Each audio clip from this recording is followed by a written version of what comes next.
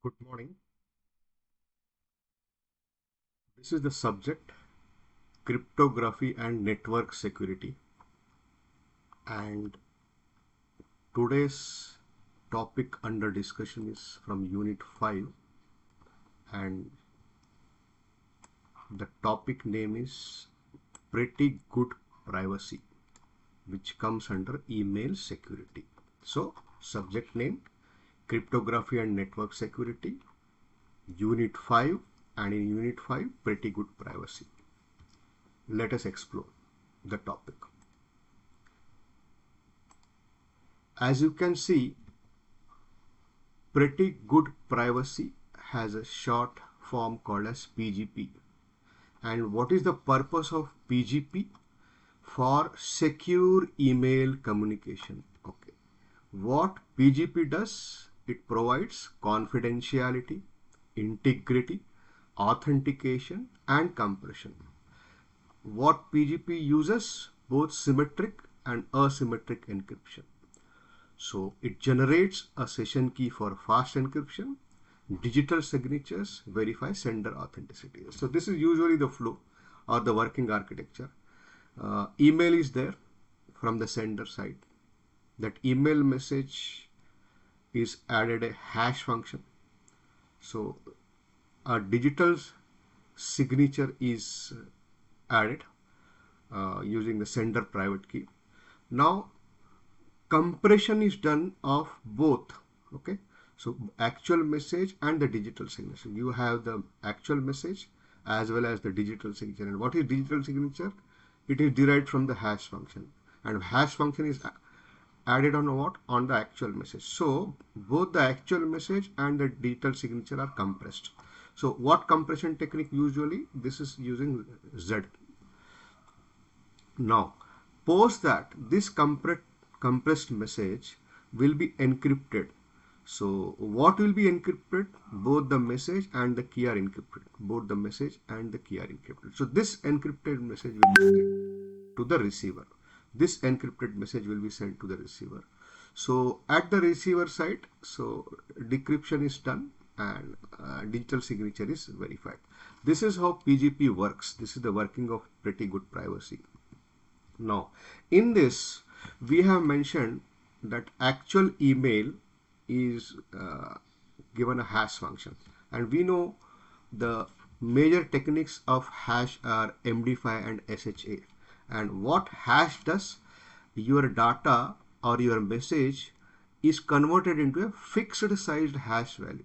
Okay, it is a one-way process and it is used for what? Security and integrity.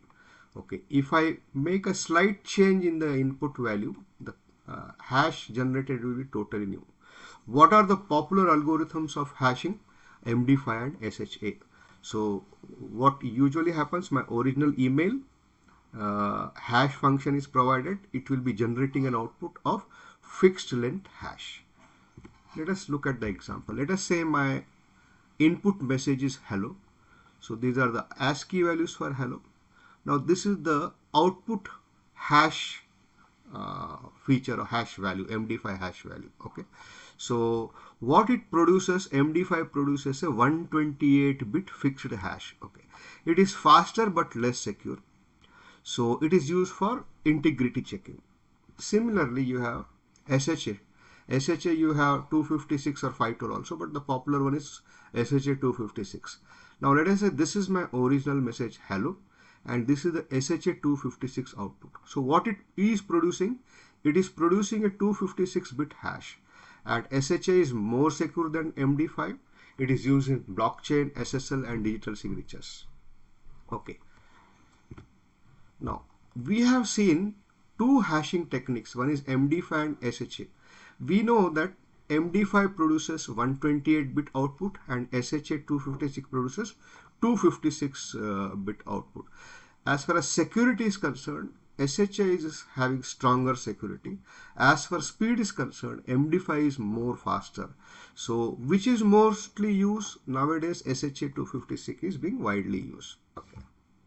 Now what usually happens in an MD5 is your input message is there, its binary conversion is happened, then padding is added, then they'll be using MD5 registers, and there will be 64 operations like bitwise and logical will be performed. So final output will be coming. So it means if I want to say manually this example, I have to show 64 iterations. Okay, so this is not practically feasible. So always MD5 is explained in a theoretical fashion with an example like this.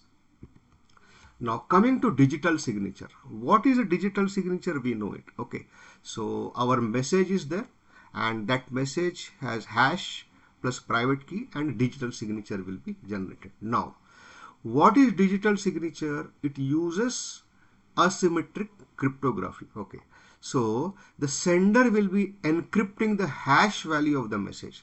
The sender will be encrypting the hash value of the message using the private key. The receiver will be decrypting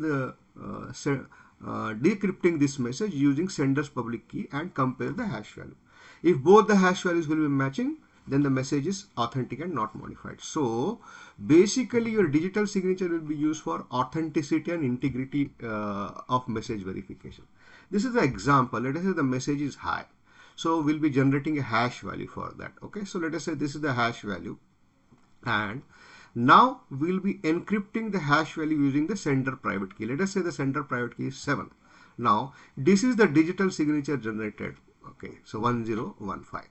At the receiver, what the receiver will be doing is, receiver will be decrypting the message using the public key, and he gets the output as 45. So 145. So receiver also calculate the hash from the message, that is 72 plus 73 equal to 145. Since both the hash value match, the signature is valid. So now we have also mentioned compression and Z compression technique, and we know that it's a lossless data compression technique. It reduces the size of data before transmission. What it does is it removes repeated patterns.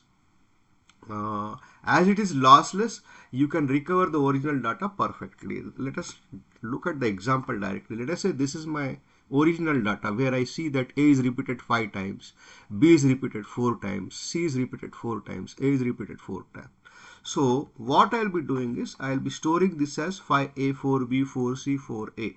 So this is original message is having 17 characters, while the compressed message is having 8 characters. So this is how Z compression works. So this was a brief discussion about pretty good privacy. Okay, so the exam question may be explain pretty good privacy and its working architecture. Thank you.